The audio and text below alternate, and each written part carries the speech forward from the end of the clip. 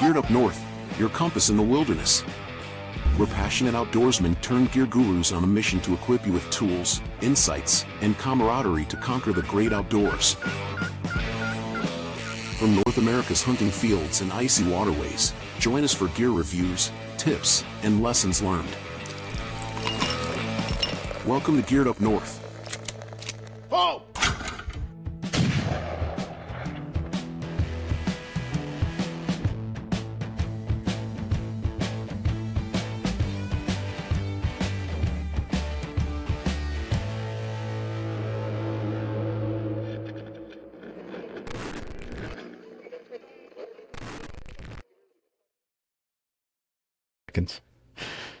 All right, welcome to Geared Up North, everybody. Today we have the privilege of speaking with Dave Wehmeier, a seasoned trap shooter with numerous accolades under his belt. Dave has a wealth of experience and knowledge in this sport, and we're excited to hear his story and insights. Dave and I go way back, so I'm beyond excited that he's willing to jump on and be a part of our group, our crew, our network. Dave, let's get started. Like all of our other intro podcasts, most logical place is to start with your background, your early beginnings. People might not know you yet, but how'd you get into trap shooting? Was there any influencers, mentors? Just share a little insight on what kind of made you migrate to this and really own it. Yeah, so I grew up with trap shooting. I have one older brother. I am 37 years old. He's 4 years older than me.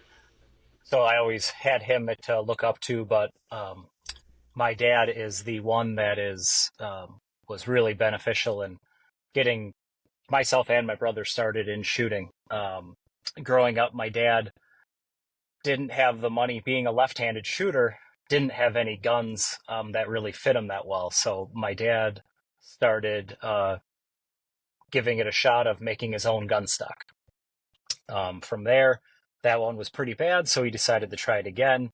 And it just progressively got better and better from that. So when I was about 10 years old, I started really showing an interest in wanting to start shooting.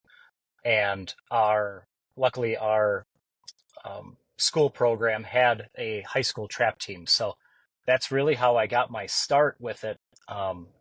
Unlike my dad and my brother, I was not a natural and really struggled with it my first, couple years. But once it finally took hold and I shot my first 25 straight when I was in 5th grade, then it was really, that's when I got the hook and never looked back. So took that much, much farther, but a lot of people involved in this throughout the years, just probably too many to name. But the two biggest being just wanting the chance to be like my dad and beat my brother. So I told you guys in the intro that I know Dave. Dave and I went to high school together, so I know of this program. And it wouldn't be fair to not name drop the high school program because I think that's had such an influence on not only the kids we grew up with and shot with, but the greater area of our state. And I'm sure you'll probably plug this a little bit at some point, so I don't want to get ahead of myself. Mm-hmm. But Dave and I graduated from Howards Grove High School in Sheboygan County, Wisconsin. Just to paint the picture a little bit, I got into this later, maybe my junior, senior year. So Dave's, per his background, what he just shared with you, was in it much longer and much earlier than I was. I remember the first time I went to one of these things, and every weekend, Dave, correct me if I get this wrong, because it's been a long time, was at a new location, a different trap house. And every school, no matter how big you were, so the D1s all the way down to the D3 and smaller, all shot, and it was just based on your averages. So you either had one team of just 5, or you could have 10 teams if you had enough guys, and then A team was your best average shooters. Everyone shot at least once, and there'd be hundreds, if not thousands of kids there. And that's how this school program worked. So like these things are massive. It looks like they're growing. These teams almost seem to have sponsorships now to some degree. Like, I think you're part of that crew. So like I said, I'm probably getting ahead of myself, but I just wanted people to understand the influence and the importance this has, and the safety and the efficiency and the amazingness of what is invested into these programs to help make this an opportunity. Whereas other parts of the country probably think that's the craziest thing they've ever heard. This is a real thing, and these kids are getting really good at this stuff. And Dave's probably one of that first waves that really owned it and helped establish it. I don't think I've hit a 25 yet in my life. So hence that's why Dave's here, folks. Yeah. Okay. So your dad and your brother were your earliest like motivators, influencers, but somewhere once, you hit 25 in fifth grade, someone at some point must have kind of transitioned. And then, whether it was on the national stage, someone else then probably picked up and inspired you at some point. Do you have anyone else that you want to give credit to? Yeah. So I kept it with the local shoots, the high school shoots, until I finally, I kind of figured out like there's more to shooting than just like what we have in Wisconsin. And let me just quickly touch on something that you mentioned. In Sheboygan County, but more so just Wisconsin specifically, we are blessed with the amount of trap clubs that we have. I have friends all across the country, and they have to drive over an hour just to shoot like a league night. As where within an hour, I could probably drive to 25 clubs from my house. So there's not many places like this in the country. We're a very, every small town has usually a one or two trap club, going all the way up to larger clubs. So, back to my beginning, I figured out that there's what's known as the Amateur Trap Shooting Association, which is just like our professional league.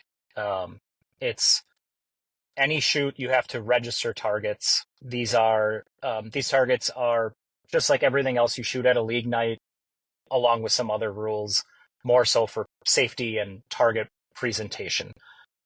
Once I figured that out, I started shooting at my now current club that I'm on the board for, Forest Sportsman's Club, which is, Mount Calvary, Wisconsin. But that's where I met guys like Chad Blanke, George Haas, Scotty Messner.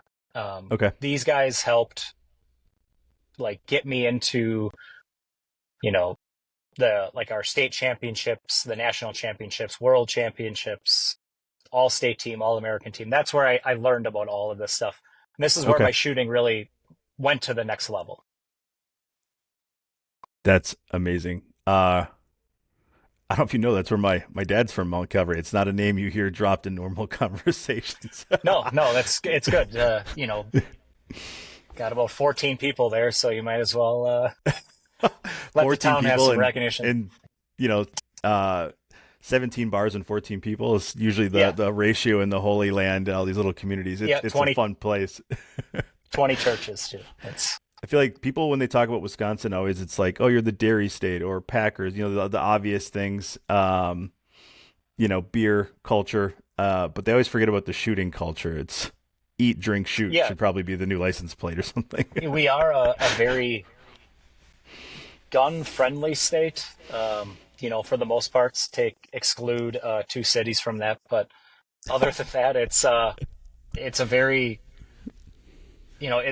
they always seem to be part of communities. When you get into these smaller towns that have 50 bird or 100 bird shoots or turkey shoots, something smaller, these clubs have existed for a very long time, and the towns have grown up around them. So, yeah.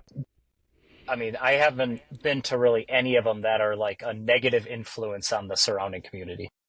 Oh, absolutely. And, summers get hot and winters are long and cold. So when you latch onto something that is very social and brings people together, this is just one more example of that. And having the old Norwegian, Polish, German background that the state is pretty much dominated by, like, I think a lot of that culture, well, and we'll probably get into this with your sponsorship too, but just where some of this lineage comes from of not only people's ethnicities, but also some of the gear that they're using. And I want to just talk real quick before we get into the next section. What were some of the brands and the gear and the gun manufacturer that you were using in the early days? So when I started, I was blessed to get a kind of a jump start on this. I had a dad that built custom gun stocks. So my first gun that I shot trap with was a Browning BT99. It's a single barrel break action, strictly target trap shooting gun. It's as straightforward as you can be, and I think just one of the best entry level guns. There's guys that it's entry level for, and there's guys that have won the world championship with that gun. Like it can do everything. And it's just one of like just the base guns to get into shooting with. And then for doubles shooting, I used kind of the over under style of that, which is the Browning XT.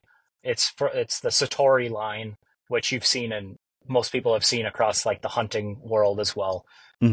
Just a little more engraving, a little more trap focused. It has a adjustable comb cut in the stock, which is, for people who aren't familiar, it's a piece on the stock where you put your face that can raise or lower or move side to side to help adjust for sight picture. And then with my dad's help, did some other tweaks to it to get it to where I needed it. So that was what I started with, and I shot that until 2005, where then that's when I started. I was making the all-state team for the juniors and winning a bunch of trophies on both the state and like world, national and world level. And that's when the decision kind of came. I was growing, I'm 18 at that point. My body was like, I got more muscular, and then it was kind of like, what point do you stick more money into these guns, or do you make the next step to, in the trap shooting world, more like the Lamborghini or Ferrari? And that's what we decided to do.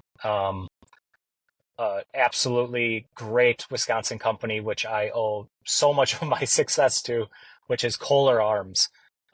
Kolar, Kolar, not Kohler Toilets and Sinks, which is also Wisconsin. The two get mixed up quite a bit. A lot of people think that, I shoot a gun that's made by the guy who runs the golf courses. But don't give them any ideas. That'll be the next thing they start building. I'll help. I mean, it's local. Like, sign me on. And that's really what took it to the next level for me, as far as equipment goes. With that gun, I have one stock and I have two different sets of barrels. I have a single barrel, and then I have an over-under barrel. They both fit on the same stock. So to me, the gun doesn't change. The weights are exactly the same. The barrels are perfectly balanced between each other. So I'm putting one up. The sight picture is exactly the same as the other. So there's no switching guns or anything like that. They're kind of set up. And for the most part, I like to treat it as the Showtime rotisserie cooker. It's just kind of like set it and forget it. So yeah, you put in the work initially, you get them where you want them to be, and then it's smooth sailing from that. Yeah. Other than that, my trap shooting is pretty simple. Like, once you have the gun, which is 90% of what goes into it, the other things are glasses, which vision is obviously a big part. That can be a whole nother podcast. Glasses are really important to me. One, I coach our high school league, one that I used to shoot in, and glasses are mandatory for eye protection. But for me, I'm a little bit different where I'm right-handed, but I'm left eye dominant. So I always wear glasses because I have to wear a dot to take the dominance out of my left eye, and which will then make my right eye take over. This allows me to keep both my eyes open. This worked from when I was 14 years old until last year. And now, between eye doctors and everybody else I've seen, they can't figure out why, but I can't do that anymore. And I have now moved back to shooting as a one-eye shooter, which is a big disadvantage. I was gonna say you're like a draft horse. Oh, I went to two different eye doctors. I talked to a shooting specialist eye doctor, and there's really no explanation other than, it doesn't work anymore. And yeah, this is what you're left with. So now I'm back to shooting one eye, but I shoot glasses called, they're DCOTs. They're a traditional shooting glass. There's multiple companies out there, just like guns. There's DCOTs, there's Randolph Ranger, there's Pila. Pila in the shooting sports as a whole world, I'm talking trap, skeet, sporting clays, 5-stand, all of that. It's they're definitely moving in. They're like the top dog right now. Okay. They look cool. They're different. I've got So a fun a lot of story the to younger tell people. shooters. Guys, I got a fun story to tell you about Dave. So, like, Dave and I are always friends. We're a year apart. And but I remember when I started shooting, Dave, you must have been already sponsored by Kolar because you had, like, it was probably one of the coolest shotguns to date that I think I've ever seen. And because of his dad, he always had fancy wood carvings, and he always had all these. He was sponsored, already, and I'm just getting into it. So I'm standing next to Dave. I was always like at best on a B squad, so Dave was always like number one shooter on A squad. But Dave always had these decals on his gun, and I thought that was the coolest thing ever. But I'm averaging an 18, and he's averaging a 25, 24, something always. And so and I had a Mossberg pump because, that's what I got when I just got into it. And I still have that gun. And I was using it this past weekend, Dave, at the Highlands for one of our friends' bachelor party. We did shooting out there. Yep. And everyone's like, why do you still have, what's that sticker on the stock? And because when I bought the gun, it's the original Made in America Mossberg sticker on the stock that comes when you buy a firearm. But because you had stickers on, I left my sticker on, which also helped because everyone has that gun, and then I knew it was mine. But I'm afraid now, like 20 plus years later, like the stock will be stained differently. So it stays on, and now there's a fun story to tell behind it. But yeah, Dave always looked good on the range. He always had nice accessories and looked like the guy that actually knew what he was doing, where the rest of us were trying to figure it out. So that was a fun story. I had to get in there. Yep. Ear protection. What do you do for ears? I have custom molded earplugs. It's not like they're anything special, but when you go to shoots, they have guys that do this. And ultimately, they're injection molded to your ear. They put them in, and you can't move for 20 minutes, and then they come out, and as a bonus, you get your ears cleaned too. It pulls out a bunch of wax that are built up in there. So it's good that way. And then as far as I don't wear a vest, I just keep a pouch. My pouch is made by Shamrock Leather. They are out of Missouri, I believe. Great guys. It's a husband and wife team, and they do like custom leather work, and so yeah. I've always been a pouch guy yep. too. Have you ever worn a vest, or it just was never your thing? Yeah, I tried it. My dad was always a vest guy, so he did it, and he was good, so I tried it too, but it never worked out well for me. I'm a little bit different as where I don't put my gun, like, in my shoulder. I'm more, like, out on my, kind of, like, on my arm almost. Mm-hmm. That is just what's always worked for me. It's not what I would tell anybody to do, but for me, that's what it seems like that's where my body needs it to go. So a vest never really did much because I wasn't really putting it on the pad of the vest. So yeah, to me, to keep my mount very consistent, that's what I needed to do, and so the vest never really worked. Yeah, I never had the vest too, and I'm not saying I wouldn't have ever got to that point. But even this past weekend, which was the first time I've shot in a long time, and I just, every time I go, I remind how much I miss it and enjoy it. But I pull out my old pouch, and I'm just like, and we were doing sporting clay, so I was just carrying everything in the, the spent section of it, and I don't know, it's always worked well, and I just like kind of having that out of the way a little bit. And I guess when I shoot, I don't like anything from my hands to my upper body. It doesn't matter if it's a bow or a gun. I just don't want things competing with what I'm trying to do. Yeah, and a lot of the big tournaments, when we shoot the Grand American, which is the World Championships, that's in Sparta, Illinois. The average temperature during that shoot is probably 90 plus, probably 91, 92 degrees. So, and then with the heat index, it's probably around 100. I don't want to wear a vest. Like, I don't want to wear anything more than I have to when it's Are you that shooting hot skins? Are you taking your shirt off? I wish. I think it's probably against the rules, but I've never really looked into it. I know you have to have shoes. Yeah. But just body paint. Yep. Big HG on the back. That's awesome. Cool. No, it sounds good about vests and pouches and kind of what worked for you and what just, what's tolerable for your style of shooting. Is there any other accessories or gear that you were kind of using? And then what are you still sporting today as you're kind of ramping up your efforts? Gun is the same. That for the most part, I don't think we'll ever change. Kolar is in Racine, Wisconsin. I still reside in Howard's Grove, so within 2 hours I could be at my gun manufacturer's factory and office, and have them do PMs on the gun, all that stuff. So there's really no reason to change that. Other than glasses, earplugs, my pouch, there's really no other pieces of equipment that are all that important. I always wear a hat. It's probably the only time I ever wear a hat is when I'm shooting. I think it's important. I tell all my kids that I coach that they don't want to wear a hat. Apparently in high school, hats are maybe uncool again. I don't know.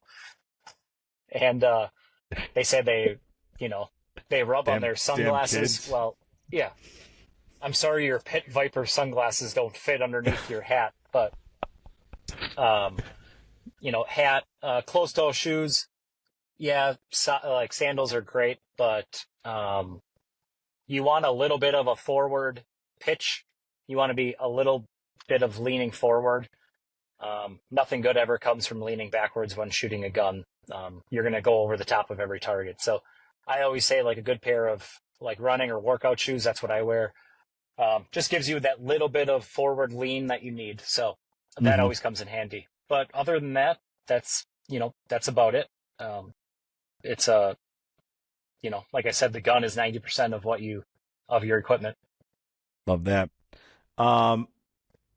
You mentioned awards. I just wanted to give you a minute to cover if there's any like major accomplishments from your past efforts and things maybe you've recently done or have your sights set on. I don't want to be that would come off as arrogant. Chance, Dave. This is your chance. There was a lot of stuff as a junior, between like all state teams and all American and all that stuff. So that's just I'm trying to do a new thing where it's just I'm not necessarily always going to be the shooter I was. So looking forward. After going into like the men's category, so anytime you're 18 or over, you were in the men's category. It's a little different now. There's a kind of like an extended junior. It's called Junior Gold, and that goes till you're 25. Unfortunately, I completely missed out on that. So when I was 18 years old, I went right from the junior category to the men's category.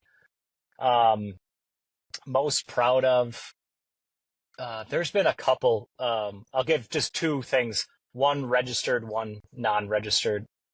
On the registered side, I was the 2012 singles champion for the state of Wisconsin. I had the only 200 straight. So in the singles is like normal trap shooting.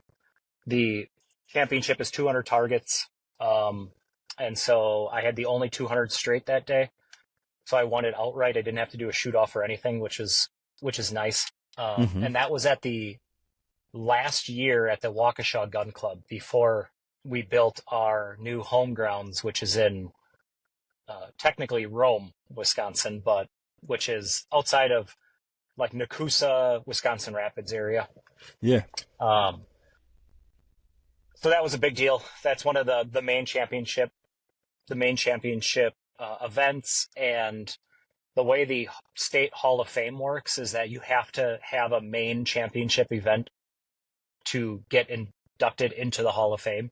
So when the day comes, I have one of the qualifications. I'm fully planning on adding more. It's just after I stayed shooting very competitive throughout like college and working and stuff. I have two sons, and until they are, I took the last really like 7 years kind of just shooting certain events, not really shooting a lot, just to be really involved with all of, raising and then coaching their sports teams and all of that stuff. So yeah, now that they're getting older, they came to the state shoot with me last year. They stayed with us the whole week. My wife brought them, came and picked him up before the final weekend. So it was nice they got to see and be around it and just trying to share the sport with them like I had it shared with me. So, Very cool. but the non-registered thing I'm most proud of is that my dad, my brother, and I shot a league together at Forest Sportsman's Club, and we would normally shoot 100 targets a night, and we one league night we had a 498 out of 500 as a team, and yeah, I missed a target and my brother missed a target, and but that's pretty rare. A lot of guys never shoot their whole lives and never have a perfect squad, which is a 125 out of 125. Yeah. And we had 3 of them that night. Mike and I missed on the same round. So that was pretty special. And, you know, our dad was on the squad with us. So all 3 of us being on that together was really cool. And it's actually, to be honest, I put that above anything else I've ever done until like I get to do that with my kid if they choose to shoot, which I'm pretty sure they will. Yeah. If that ever happens with them, I don't think that will ever be beat. It was pretty special. Do you still shoot with your dad and your brother? Oh yeah. Yeah. They're both shooting at maybe the best they've ever shot. So it's really cool. Like I'm the one falling behind now. Well, I mean, you'll get your reps in, and how cool if hopefully they can stay, everyone stays healthy, then you could have a 5-man Wehmeier squad. Yeah. Yeah. That'd be awesome. We've done it already with our wives. My wife and my brother's wife both have shot. So oh, nice. We have had a 5 Wehmeier squad. That is awesome. Very cool. I didn't even know that, so I'm glad you got that in there. And they enjoy, they like doing it? Yeah. Yeah. Of course, they both have like really nice guns. They both have BT-99s with custom stocks. So because my dad doesn't go halfway on anything, so no, absolutely not. Well, I love that. So you kind of jumped into the next category, and that's like future plans. Obviously, you're getting back into it. You're coaching. Yep. You want to get your sons into it. Is there anything specifically that you're aiming for, or is it just trying to build up your muscle memory, if you will, so that you can start competing more? Yeah, build up. So both. Build up muscle memory. I do want to start competing more. The age I'm at, it's traveling and getting to a couple more shoots is a little more feasible now.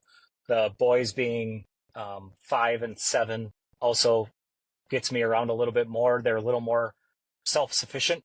I kind of let them roam a little bit without being too like having to just be on them all the time and make sure they're not stealing a golf cart or running into the road or something. Fall down the stairs, do something crazy. Yeah, so really this next season I'm looking to really expand my shooting and get to a couple more shoots, but also move into more than just the trap shooting. So long when I was a junior shooter and, you know, when you're shooting for All-American team and you're doing all that, there's so many other games in shooting that you don't really get to do when you're being that competitive. And I was always told that it would screw up your trap season. So you couldn't go shoot sporting clays because it would screw up your trap season. And then I met Derek Main, he's on Team USA. He just shot at the Olympics. He took 4th, or took 5th, which was awesome. But he's a Kolar shooter as well. And that guy can shoot every discipline. He can just point a shotgun. It doesn't matter he's on the All-American team for sporting clays. He would easily be on the All-American team for trap if he chose that's what he wanted to do.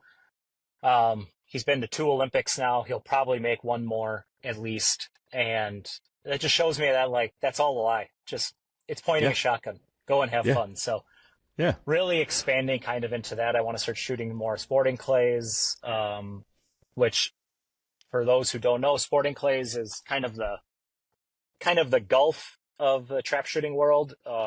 You shoot all different stands, all different kinds of targets.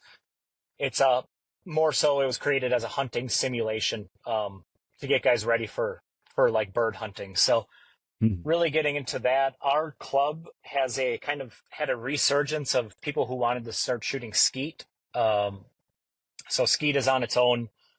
It's on like its own range. It's got two different traps. There's a high house and a low house. So without going too into like how skeet works, you always know the target you're going to get, which is not in trap. Trap, you have an idea, but you don't know exactly where that target's going to be. Skeet, you always know. It's always in this spot on this stand. So just getting into more of that, having fun with shooting again. Were you ever a 5-stand guy? I have shot it at Warren Valley Sportsman's Club. I shot it there during a fundraiser shoot and loved it. And there's actually a local club in Sheboygan that now does a 5-stand on. They're going to do it in the fall and winter. So as much as I don't like shooting in winter anymore, I don't wear gloves. I don't like the feel of, like I tried wearing even like receiver's gloves to make it like sticky. Didn't like that either. So once I find a pair of gloves, that would be good. But as of now, it's no gloves. So my winter shooting is usually pretty minimum. Yeah. And I don't like when you wear more clothes, it builds up on your shoulder and then, it doesn't feel, the gun never feels the same. So yeah, winter shooting isn't high on my priority list anymore. Gotcha. Yeah. Got to stick to, well, you'll just have to come ice fishing with me and then we'll talk about shooting. I'd probably go winter shooting before I'll go ice fishing. But Dave, I have a heated tent. Like, it's fine. It's not the cold part. It's the fishing. Oh, sure. Yeah. I mean, we call it fishing. But I will go. It's really more drinking on the ice, but there you go. No, I love it. Yeah. The 5-stand is very similar to sporting clay, but you're on a traditional shooting line and there's 5 stations, 5 shots at each station, but there's, I don't remember how many there are, like 10 or 12 different houses where again, I think so. Every house has like a number and then you shoot, your station has a random order of the trap houses. So if you're at station 2 and it's 1, 7, 8, 5, 6, like those are the houses that are throwing your bird in that order. So it's a less walking version of sporting clays, but I find both fun. Like that's what I did this past weekend and I hadn't shot in a couple of years. Still have that old Mossberg 500 and I think I only dropped 4 on 5-stands. So Dave, please take me with you when you go back out. Yeah. I'm in. I know this part when we talked before you came on was probably the most important part, and this is the part I want you to just flex your muscles in this space, so to speak, and that's the landscape and what's coming and how the sport has evolved and trends that you're seeing with your involvement. And this is kind of where, guys, you'll see Dave hopefully on a more as it works for his schedule on a repeat basis here, where he kind of brings on people that he knows and he can interview them, and just to shed more light on what's going on and how to get people more involved, because I won't be able to do it justice. So we're kind of working on that. But this category is called the landscape of this sport. You want to start with just what's going on in Wisconsin and then what you see what's going on nationwide, especially since obviously we just had an Olympics. So, what's going on there a little bit too. Yeah, the sport is growing, especially on more local levels. Just speaking from experience on our school team, we shoot what's called a Wisconsin intercollegiate shooting sports. So what this does is that we shoot. Our team shoots on Wednesdays, and you kind of shoot remotely. It's like a satellite program. So you shoot against other schools around Wisconsin. Just telephonically. So you post your scores, they post their scores, and then you get the results. On our team alone, we probably have 45 kids right now, ranging from, wow. The qualifications are you have to be in 6th grade and 12 years old with a hunter safety license. Okay. And we probably have 42 kids, and over half of them are girls. Wow. So Dude, we're seeing this huge resurgence right now. Are you recruiting shooting is them, by or no, is this, sorry to nope. jump in there? They're just We're not doing anything to actively um, recruiting anybody. It's we get the word out there, but it's kids that have shot or have been shooting, or they got brothers or sisters, or their neighbor does it. Whatever it is, the word is getting out there, and it's a very inclusive sport. hmm I shoot with guys that are on the, more of the what in trap shooting it's called like a chair shooter, but I shoot guys that are paralyzed from the waist down. Um, Anybody can get out there, so you can say there was a disability that led you to not be able to stand for 25 targets.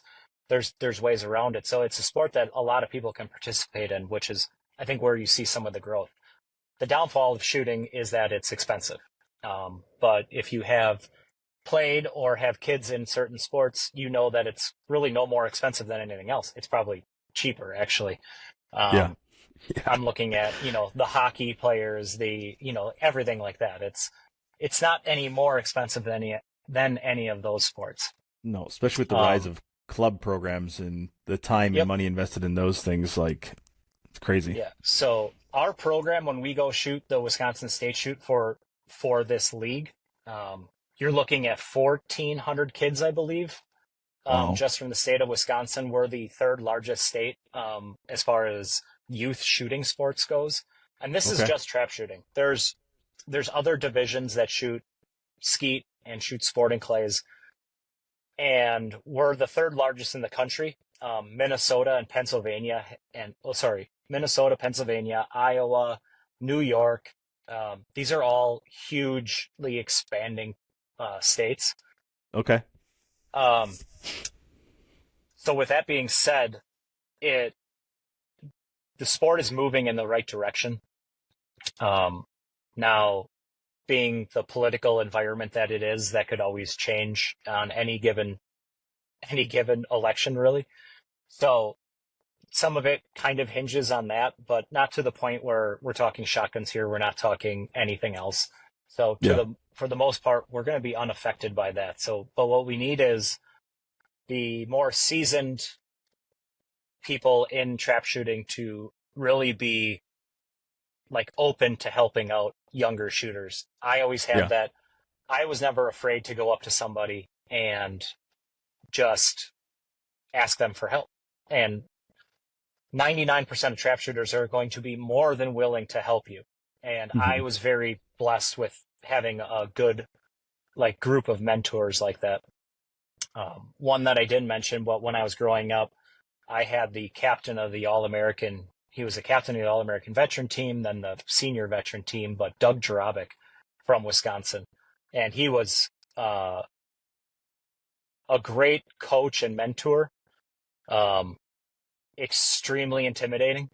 So once I got over that, I mean, he really, like helped me out when I was younger. So, Yeah. and continues. I could still call him to this day. He can't shoot anymore, but he would still answer any questions I have. Yeah. So I think the sport is moving in the right direction. We need, what we need is more parents to get into it when their kids get into it. hmm Because kids are great, but you're going to hit a lull. You got to really love it to continue doing it after high school. Yeah. Because after that, you're probably not getting it paid by your parents anymore. So this is where we need to, getting the youth involved is amazing, but I think the numbers are somewhere around like 75% of them will not continue doing it after high school. Isn't that crazy? Well, I mean, I It's was one of not those cheap, people. so yeah. Yeah. I mean, Yeah. I took a hiatus from all things shooting and hunting, and it's only in the last 3 or 4 years I've gotten back into it and realized, man, that was a huge mistake. How much I love it, and how and yeah, now I'm kind of on this geared up north, this gear journey where I'm like, now I have my career, my kids are a little bit older, like I can reinvest and kind of carve more time on it. But like you, I'm Yep. in the phase. My oldest is 10 years old, and I'm already talking about how we're gonna get her into it so we can spend more time together, because I'm gonna do it either way. Right. So I would just Well, like to do it with other people I want to spend time with.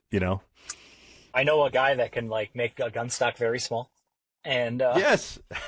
That'd be great. And I know he won't We so cut any corners on it. yeah, so we actually have pretty extensive like youth stock set at my dad's house. Okay.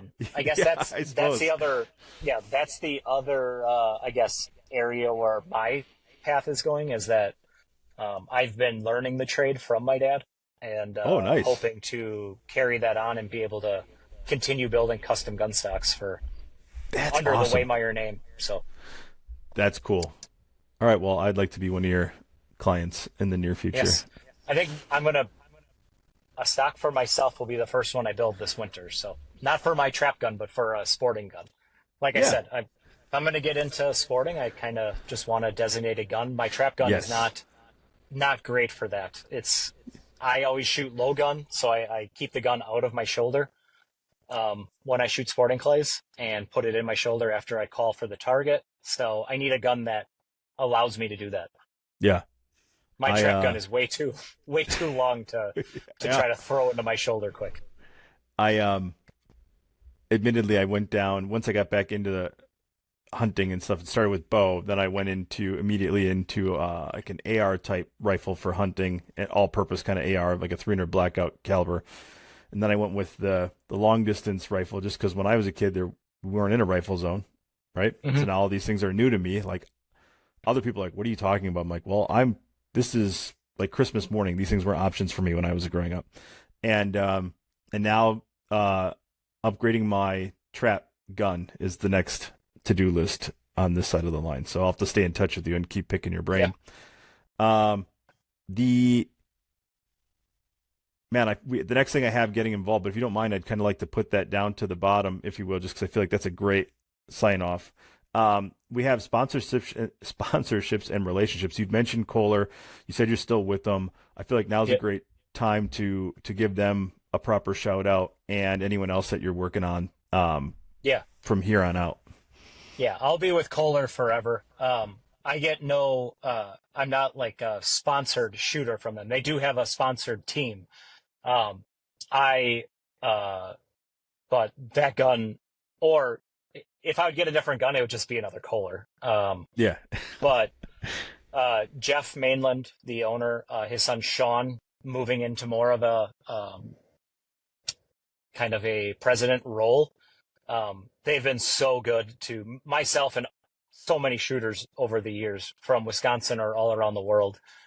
Um, they've done, I mean, like I said, when I went to that gun, like the first time ever shooting it, I broke my like best score in doubles.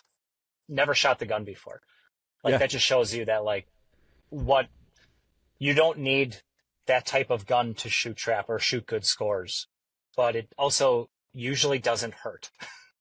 Right. And it immediately took me like kind of over this like hump that I was on that I was just kind of plateaued and um it just opened the door for so many more improvements. Mm-hmm. Other than that, Wehmeier gun stocks, can't say enough about them.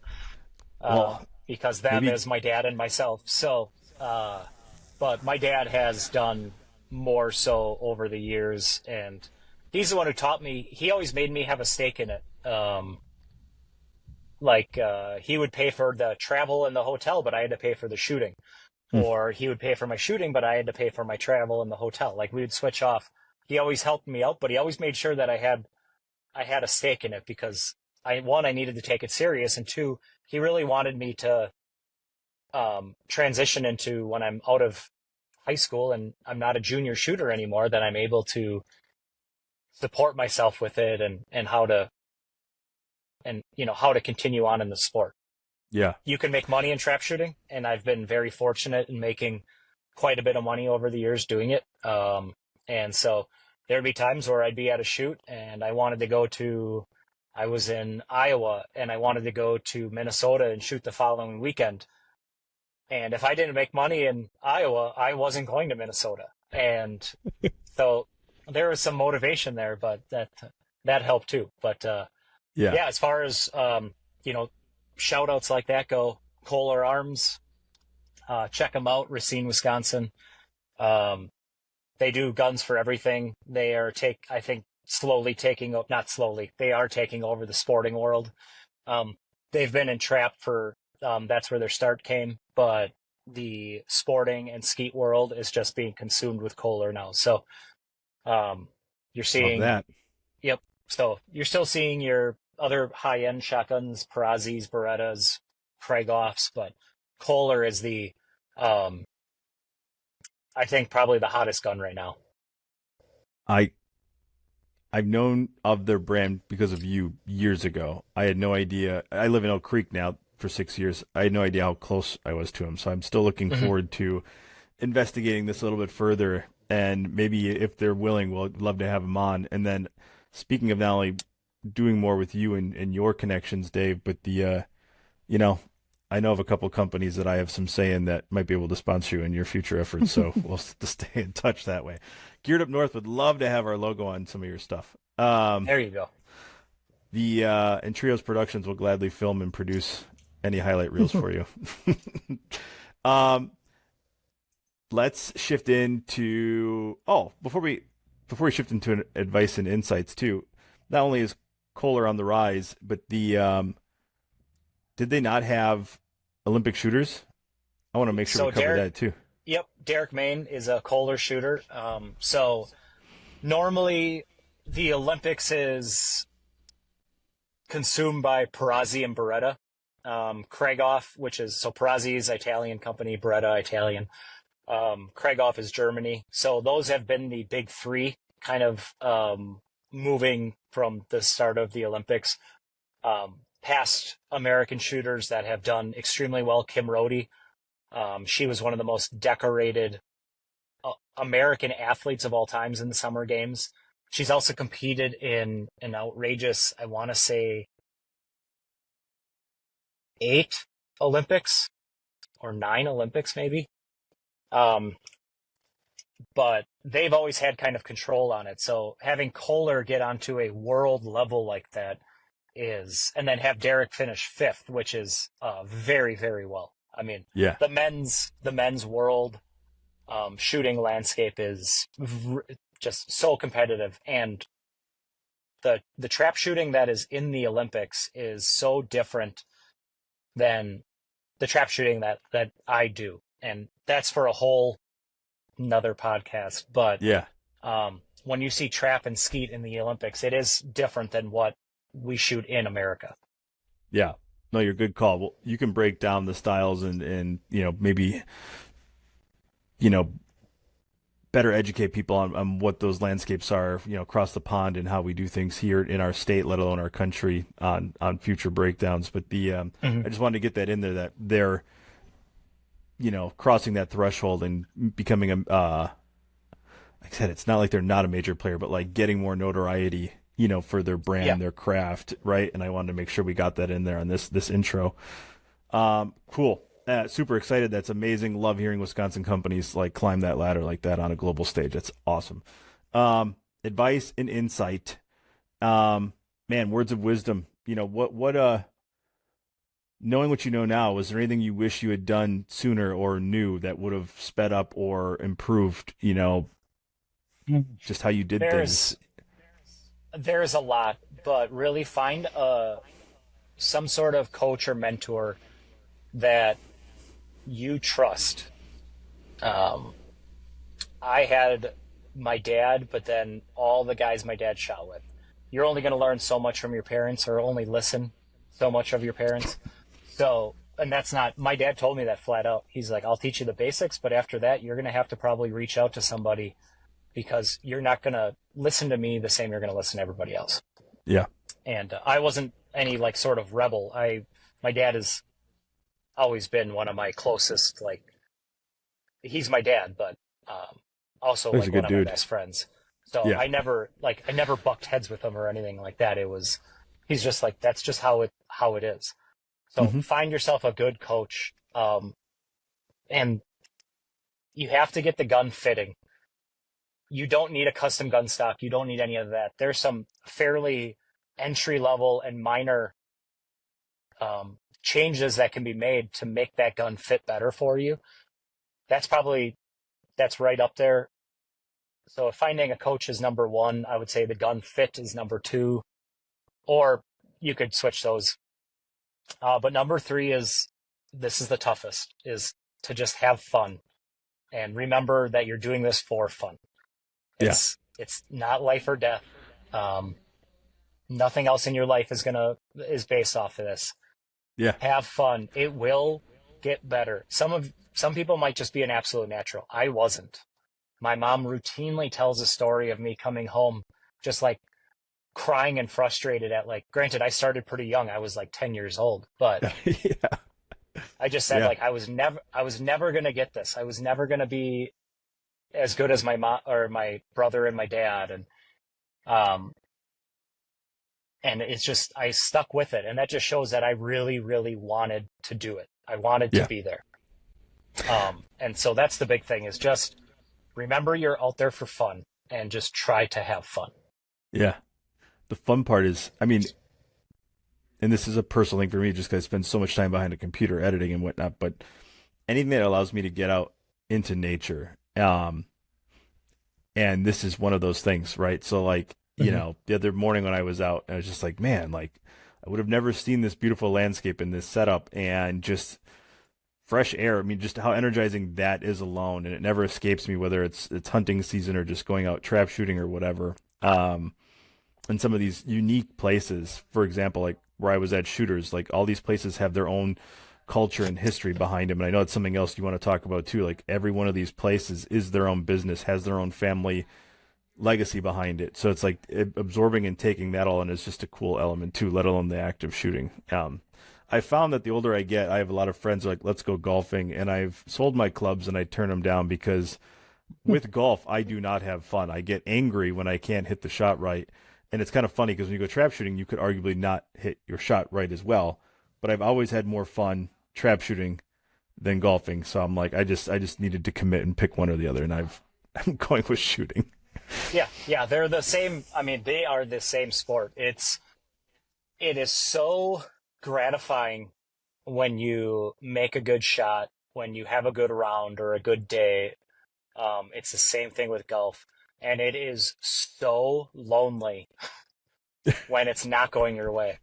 Yeah. Trap shooting, like golf, can be a team. It's an individual sport for the most part, but it can also be a team sport. And you're out there with 4 other people, but man, if it's not going your way, it is just a long, terrible day. And the more you get into your head and into your feelings, the worse it's going to get. So the ability to miss a target, make a bad shot, get over it, put it behind you, that's where trap shooting and golf are just the exact same. And that's why you see the guys that are the best at golf are the guys that can make a bet. You know, Scotty Scheffler shanked one at the Tour Championship a couple weeks ago, hit it from one bunker sideways 20 yards into another bunker, got out of that hole, won the tournament by 5 shots. Like, if you can move on, you have a bad round in trap, move on. Your week's not over yet, but it can be over if you, Yeah. Well, being able to, it's a good mental exercise. I think what I've always got from it, what you're saying, right? Like to be able to compartmentalize that moment or a bad stand or whatever, a bad shot, whatever sport you're in this example. And then, the other things you hear in sports, it's like it's a great equalizer. Like the most athletic person or the person with the biggest budget can equally be just as humbled as someone who doesn't have those things, right? Because I think that's great too when someone with no budget can come out and equally outperform you. So it's very humbling and it keeps you honest. And I like sports that do that to you as well. Exactly. It's one that trap shooting women routinely beat men. There's really no difference in anything that we do other than they have their own category, but they can still win the overall championship. Happens all the time. We had one of the best women shooters of all time, Kathy Weniger from Wisconsin. She's won numerous Wisconsin state titles, not women's titles, just the overall titles. You see it all over. You see it at the World Championships. You see it everywhere. So it's a very, I guess, inclusive sport like that, and it puts everybody on this very level playing field. Mm-hmm. Dave, we're coming to the end here. I appreciate your time. Getting involved, this is what I mentioned earlier. I just feel like that was the right thing to kind of sign off. What advice do you have for whether it's parents with kids or kids that just have a friend that's doing it, or someone later in life just always wanted to do it? Like, what's some advice you'd give for people to, like, find a club and pick up a gun and get active? You could probably Google trap ranges, trap shooting ranges, shooting clubs, whatever you want to. But just figure out when they're open. Stop in. Everybody will be very friendly to talk to. That's going to be your best way to get in. Look at a lot of high schools around the Wisconsin area, but even just in the Midwest in general, have trap shooting programs. At Howard's Grove, it's a lettered sport. You get a varsity letter for it in school. That also helps keep kids in line. They have to meet grade criteria, and they can't be failing any classes, and so it's so beneficial. But if you want to get started, all you got to do is find your local club, find anybody you know that's ever done it before. They'll be able to point you in the right direction. If you can't find anything, you stop at a local sporting goods store. If they sell shotgun shells, there's a good chance they might be able to tell you where you can use those shotgun shells. Things like that. ShootATA.com is the Amateur Trap Shooting Association's website. They have a club finder tool. Not a lot of small clubs won't be on there, but if you're in a bigger area, there's a good chance you're going to have a couple clubs there. ATA sanctioned clubs are going to be a great resource because they definitely have youth programs. So we need everybody to get involved, not just youth. We want the youth, we want their parents, we want their grandparents. Everybody can do it. Guns and shells can be changed out to make recoil less. You don't have to be a certain strength. You don't have to be a certain size. I got kids that are 12 years old, weigh 75 pounds, and are roughly 4'1", and they can go out there and shoot just like everybody else. So just smoking them. Yeah. I love that. That's great feedback. And just so everyone knows too, I'll coordinate with Dave. I'll drop some of the links of the brands and the companies and these organizations that he's mentioned. And if you have any questions or still just aren't sure, by all means, reach out to us and we can do some research for you and help you out, and or even possibly get you in touch with Dave. Like I said, but our intention is to have Dave be a part of Geared Up North and kind of own the shooter category that we want to build out over time. So, Dave, with that being said, it's been a pleasure having you on the show. Your journey and insights have been nothing short of inspiring. You've been inspiring me personally for many years in this shooting area. So it was a no-brainer to have you on the show. For all the listeners, make sure to stay tuned for more from Dave as he continues to help make waves in the trap shooting world. And thank you for joining us today. Get out and get shooting. Thank you for having me. I look forward to it. Thanks for tuning into this episode of Geared Up North. The adventure is far from over. If you're searching for more epic excursions, gear reviews, and insider insights, follow us on Facebook, Instagram, and YouTube at Geared Up North. Visit gearedupnorth.com for more information, and don't forget our latest episodes are available wherever you get your podcasts.